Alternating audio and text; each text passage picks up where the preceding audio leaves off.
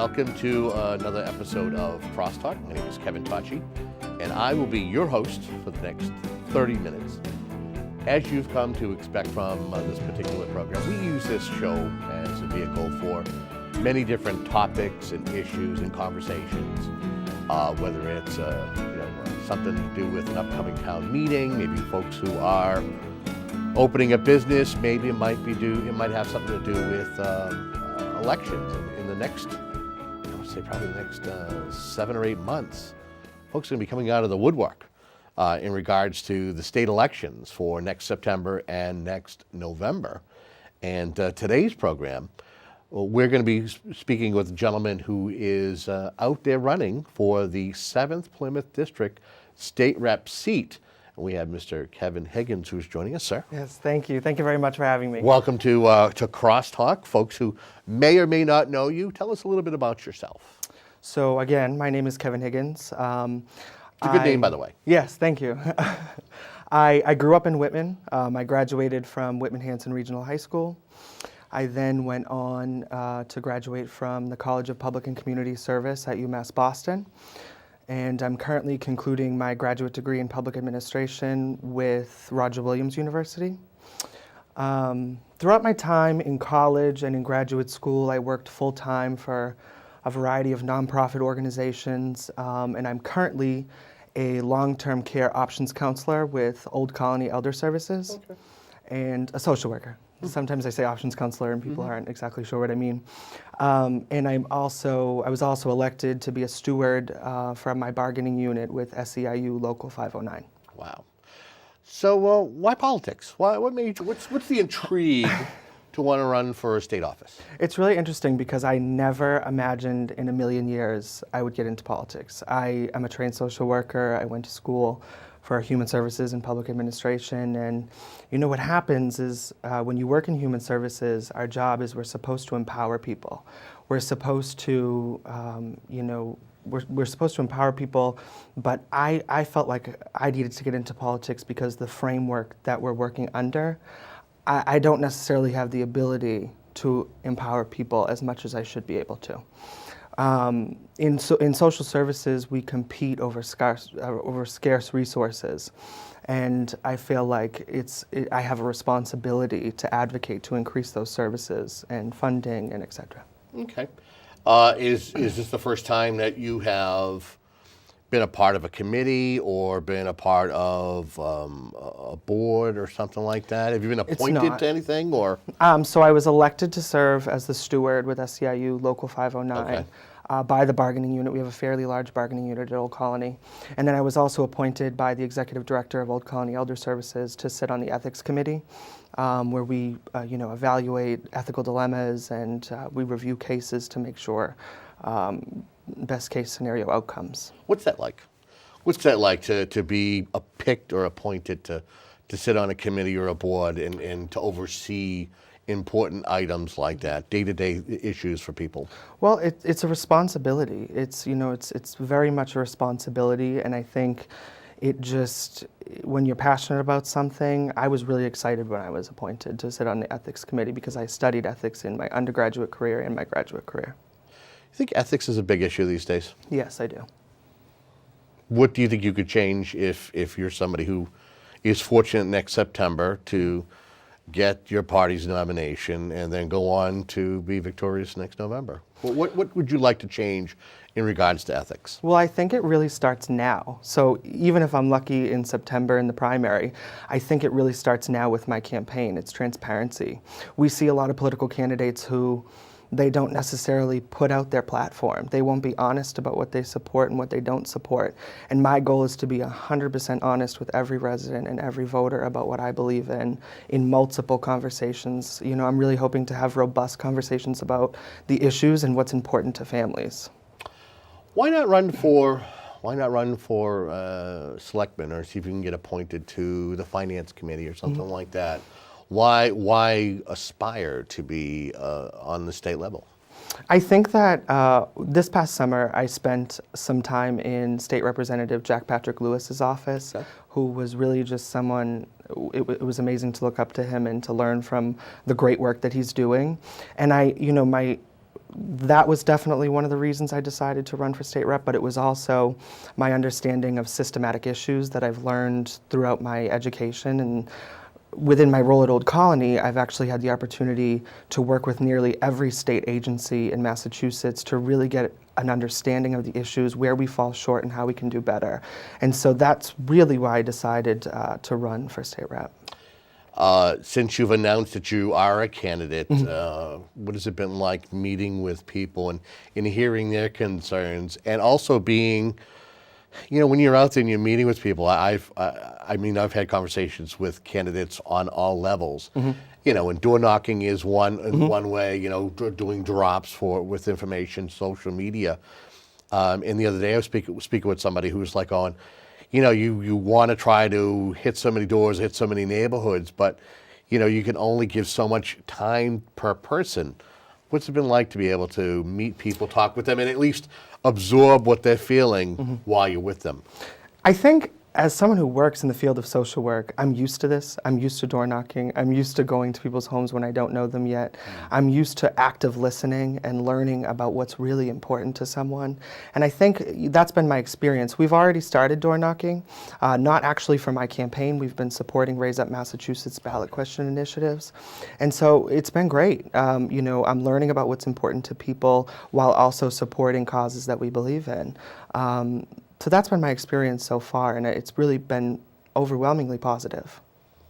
What do you feel are the issues? What are the real bread and butter issues that this district needs somebody who is going to lead by example and be able to bring home the bacon, so to speak? I think three things. I think investment in education. I think the opioid crisis epidemic. I think education, the opioid epidemic. I think housing affordability is an issue. We have a lot of renters in this district. And those I would say are the three that I can think of off the top of my head. Okay. That I've heard. I'm trying to think of what I've heard so far the most from voters. What do they want you to do in regards to education? As you know, one of the communities in your district is a shared school district. And every year they're fighting for money. It's part of that Chapter 70 money, local aid. What do you do as a state representative to try to get that extra money for, whether it's a per pupil expenditure or be able to make sure that your communities are well represented? Well, I think in regards to education, there's two really important things to me. One is that I really feel that we need to invest in early childhood education, because research suggests that it has life-lasting effects with children who are denied access to early childhood education. I know that our district struggles with that because of the regional school district, because we don't get adequate funds, because of the cost share. It is complex, but I do believe that we need to revitalize Chapter 70 funding and its distribution. And the way we do that is we're going to build coalitions. We're going to build working groups. We're going to have people, I'm hoping, this is my hope, is that we have people who are civically engaged. And the other part of education that's important to me and that I've heard so far is we really need to continue investing in public higher education and exploring debt-free options to public higher education. It's extremely important. Okay. Well, the problem here is the monies that the state takes in. Again, right now you have a Republican governor.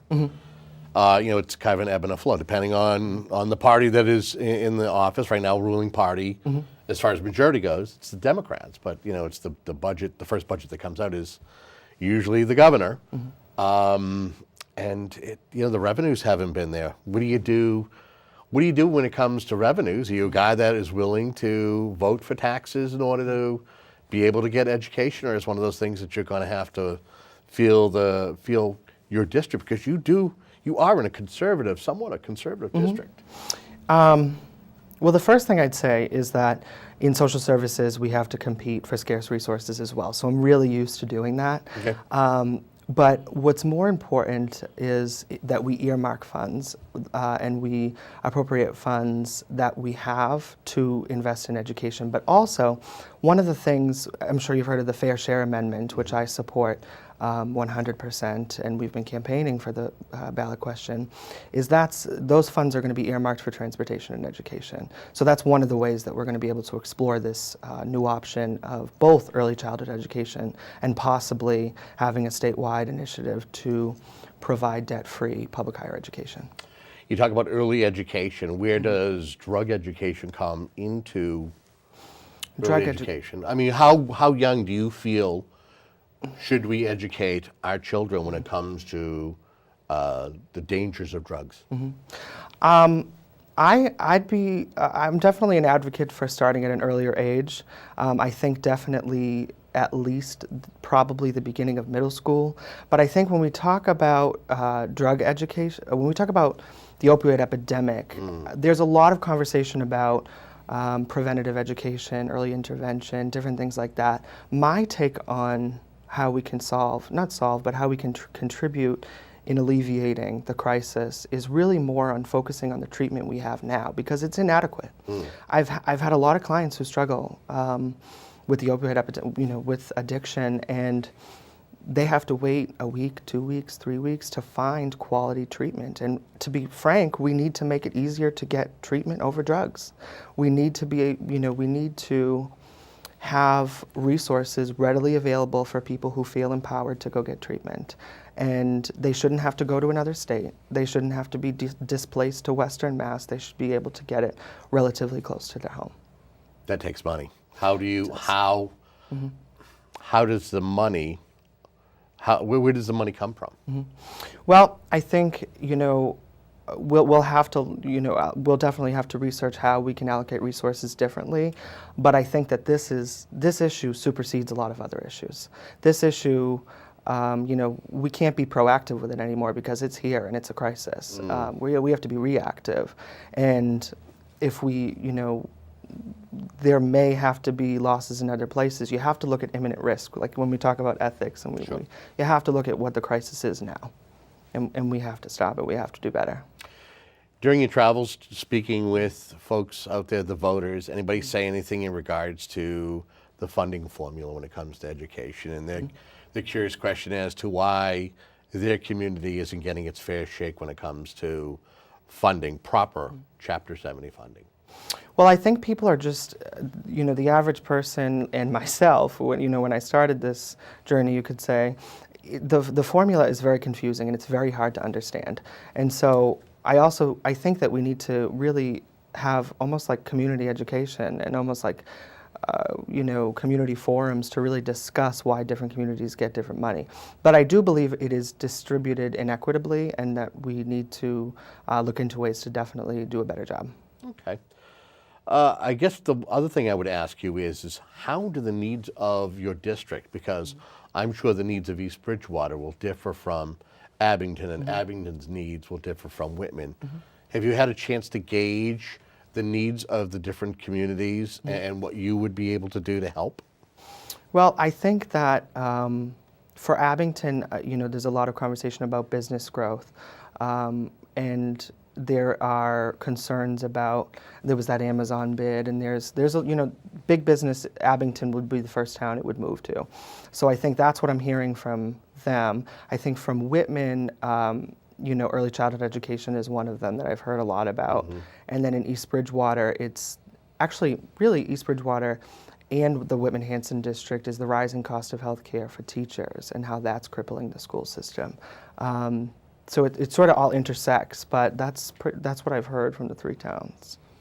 Okay. What's your plan as far as getting out there and campaigning? I mean, this is your first campaign. You've admittedly said that. Have you had a chance to assemble your team fully? Your communications director to, who's going to be out there in charge of doing the stand-ups? What has that been like? It's been great because, I think it's because I was in social services, and we've had an overwhelming response. We've had a lot of volunteers sign up. We've had people take semi-formal roles right now as we're, building our campaign and moving forward. And what we've been doing, the Raise Up Massachusetts ballot initiative has been a great way for us to meet voters and talk about specific issues that are for the now, things that need to be done by the end of November. We're also hosting, part of my campaign, I guess you could say, or my desire is to not only meet voters, but to help them in the process. And so actually this Saturday, we're having a Medicare open enrollment community forum at the Whitman Public Library, where we're going to meet and talk about changes in 2018 and the various plans and different things like that. So that's just been another way to meet people and really offer something as well, not just ask for something. You actually brought up a great point in being somebody who's kind of in that profession. Any concerns in regards to what's going to happen when it comes to medical and healthcare plans? I mean, right now we're kind of waiting to see what ends up happening on the federal level, but how that will, what ends up happening down in D.C. could have a great effect on us here in the state. Well, we're already seeing it, and I think we need to be prepared. We're already hearing conversations about how 70 to 80,000 people could possibly be losing their subsidy on their Health Connector plan, and it's something that I think our district and the entire Commonwealth really needs to be prepared for. And I think the way we do that is to continue the efforts of universal health care and potentially go down the single-payer health care line. It's kind of interesting seeing that Massachusetts was, the ground floor when it came to health care, and then we had, of course, with Barack Obama coming in as president and instituting something national, the Affordable Care Act, and seeing that it's digressing, but yet here we are, the state that kind of, was the proving ground, is now kind of going, oh, what do we do? What are we waiting for here? Well, it's really, I think that it's more about what has been taken away from the Affordable Care Act. That is why we're experiencing, right, that is why we're experiencing what we are now. But I think that as a Commonwealth, we can move in a direction to make sure that everyone has access to quality and affordable health care. And I think we have to do it. Again, we go back to this imminent risk conversation, that this is something, we're not talking luxuries here, we're not talking privileges, we're talking elderly people who need access to medication, we're talking disabled individuals, it's very important. So my question to you is, talking about, let's say you are successful, November 2018, have you thought about what kind of legislation you'd like to spearhead, or that you'd like to at least co-write or at least support? Is there anything in your wheelhouse that you'd want to share? I think that, I do support single-payer health care. That's something that I would definitely advocate for and that I would support. Something that's very important to me when it comes to the opioid epidemic is I'd really like to pass write legislation, to pass legislation that would prompt mental health providers, criminal justice and law enforcement, and substance abuse providers to really work together, because this is just, they all intersect when it comes to the opioid epidemic. I also, continuing on the opioid epidemic, I really think we need to start looking at this issue in a multidimensional way. It's not just addiction. We have to think about someone's access to housing, healthcare, education, workforce attainment. We really need to look at this larger. And I think that I would pass legislation or propose legislation that would work to address this. Again, you talk about funding. Are there any programs that are out there across the country, something that maybe you've read up on, that you've seen, that you'd like to see that could be instituted here in Massachusetts to be able to provide the housing and the assistance for somebody who is battling drug addiction?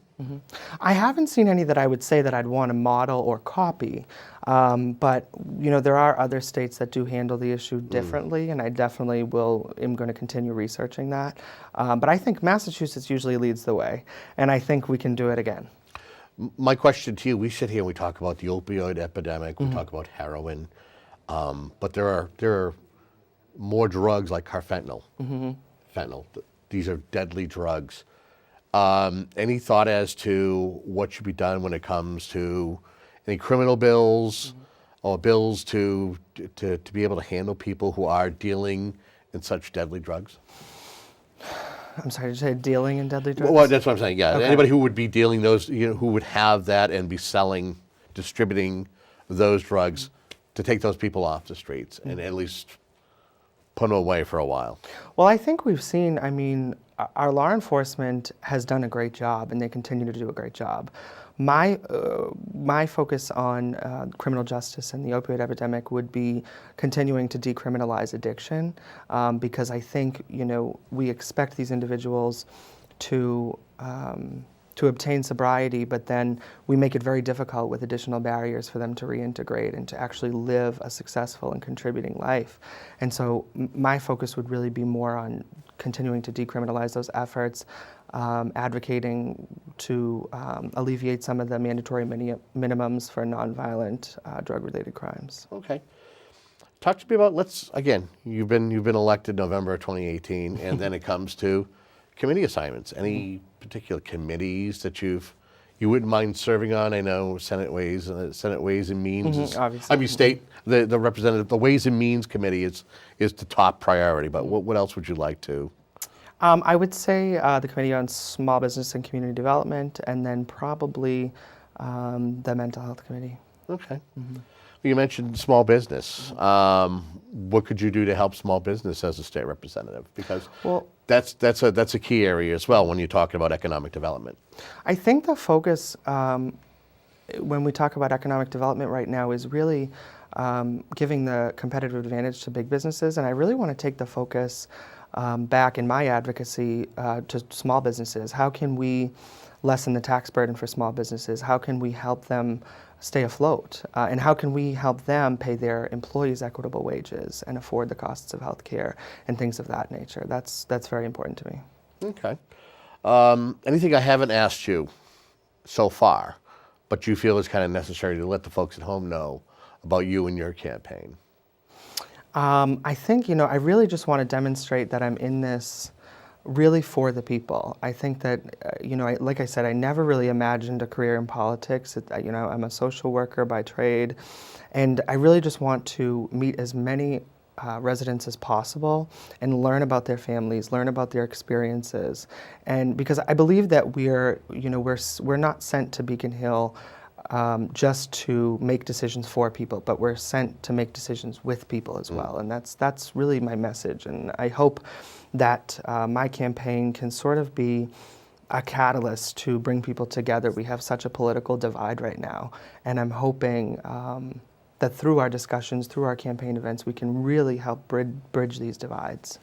Have you found a way to meet other legislators here on the South Shore, whether it's a state rep or state senators, to get better acclimated as to what they're doing and have a better campaign? I've met a few state representatives from the South Shore and also across Massachusetts. I've had a good experience with meeting elected officials from really all over Massachusetts, in cities and towns. So it has been good. It's been a great experience. How about as far as in the district itself? Have you had a chance to meet with town administrators or selectmen or planning boards or anything like that? Because I know you had mentioned something about affordable housing. So. Not at this point, but I've had phone conversations with some of the school committee members in various towns and some of the Board of Selectmen, but we're starting to work on that. We're starting to, schedule meetings and reach out to people and do that now. Okay. What was the idea in getting out so early? Here we are. I know you've been out for about a month or two now? Actually, technically since August 11th. Why so early? Well, I think, I sort of made the decision that I wanted to run, and I said if I announce now and I start the work now, I'll meet more people. Right. Really, essentially, that was why. Is I had a longer period of time to meet as many people as possible and hear about what's important to them. Gain name recognition, get your name recognition out there. Is important. What's it been like now? Have you had fundraisers yet? Not yet, but we're planning to have one in the end of December, early January. Looking forward to that?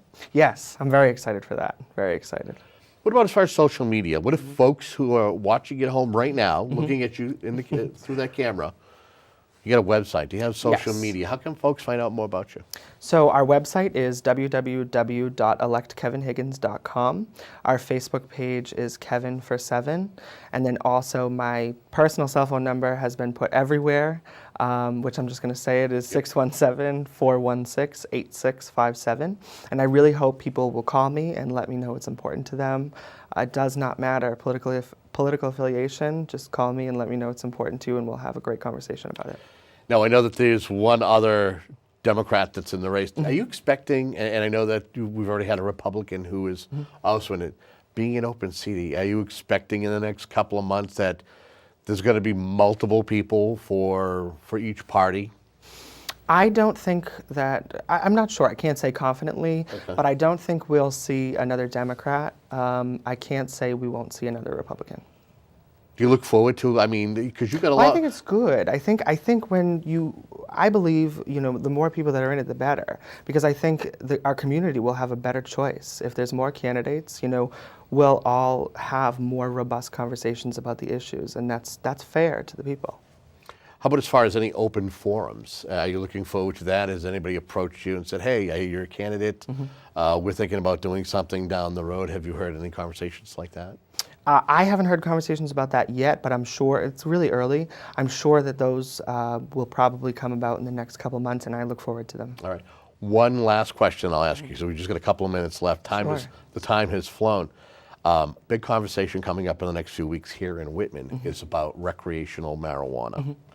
Any thoughts on that particular issue, knowing that we've got a problem with opioids?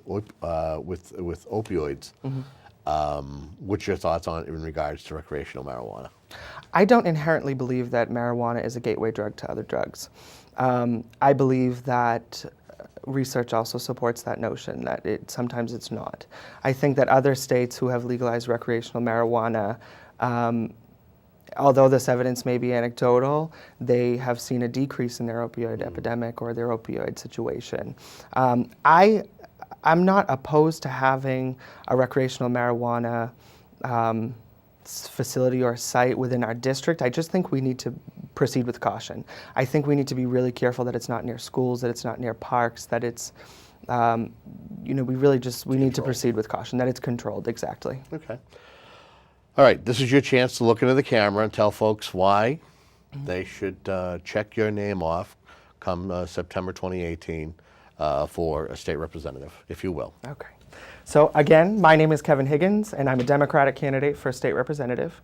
I am really looking forward to getting to know you and working with you and having really great conversations about the issues that face us all. I hope you will contact me or someone from my campaign. And again, just to list the phone number again, it's 617-416-8657. And thank you so much for tuning in. And I want to thank you for coming on the program. And remember, it's up to you as the voter to get educated on the individuals who are looking to represent you on any level. And that's what we try to do here, is to make sure that we bring in the candidates so they have at least a chance to sit in front of the cameras and discuss the things that are important to them, and hopefully the things that are important to you as well. Until the next time, you've been watching CrossTalk here on Whitman Hills Community Access. Have a good day.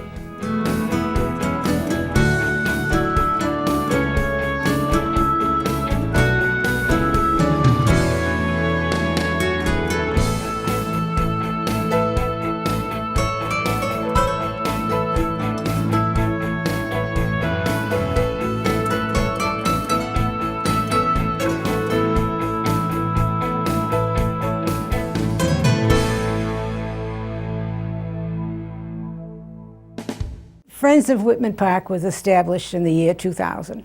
Its goal was the restoration of the Whitman Park to its original beauty. We've raised over $450,000 in grants and fundraisers. We have certified the design as a Frederick Law Olmsted design and put the park on the National Register of Historic Places. Some of our achievements are the restoration of the reflecting pond, a new fountain, restoration of the Civil War statue, over 40 new benches, 30 new period lamps, and a perennial garden, planted more than 50 trees, and started a Donate the Tree program. We credit the DPW with much help over the past 17 years and thank everyone for the support of our annual wine tasting. We could use some help.